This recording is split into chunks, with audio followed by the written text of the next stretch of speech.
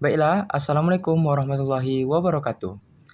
Dalam video ini, kami akan membahas tentang perakitan produk barang dan jasa.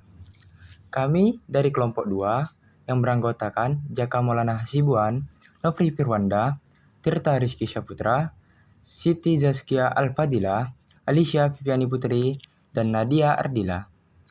Oke, topik pembahasan yang akan kita bahas adalah 1. Pengertian perakitan produk barang dan jasa. 2. Macam-macam perakitan. 3. Faktor yang mempengaruhi perakitan. Dan yang keempat, desain manufaktur.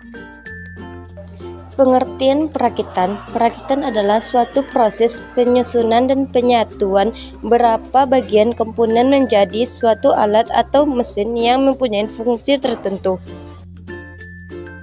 Nah, masuk lagi nih ke dalam macam-macam perakitan. Perakitan pertama yaitu perakitan manual.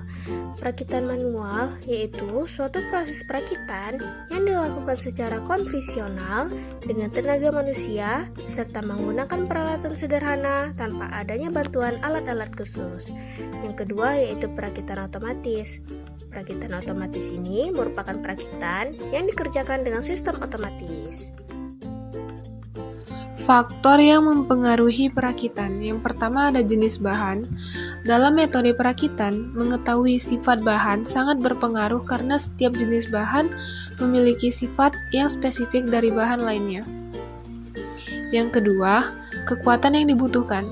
Pada saat merencanakan konstruksi, pertimbangan kekuatan yang diperlukan harus sudah diperhitungkan agar dapat meninjau proses pengerjaan yang sederhana sesuai dengan kekuatan konstruksi sambungan yang diminta.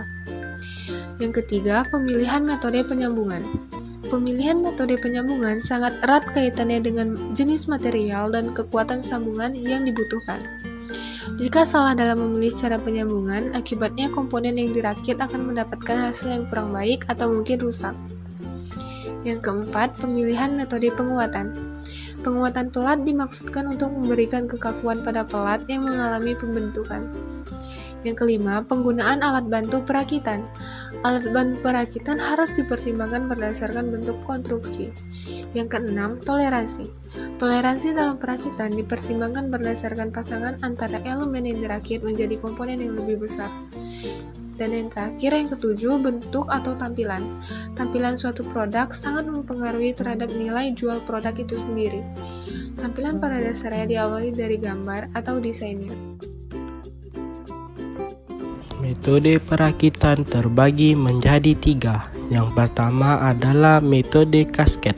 Metode kasket adalah metode perakitan antar komponen dengan langkah yang berurutan. Yang kedua adalah metode keseimbangan. Metode keseimbangan dalam perakitan merupakan proses penyambungan komponen-komponen dengan menggunakan spot welding. Yang ketiga adalah metode bongkar pasang. Merupakan sebuah cara yang dilakukan dalam perakitan produk atau barang dan biasanya dibantu dengan mur dan baut. Dan yang terakhir ada desain manufaktur. Yang pertama, apa itu desain manufaktur?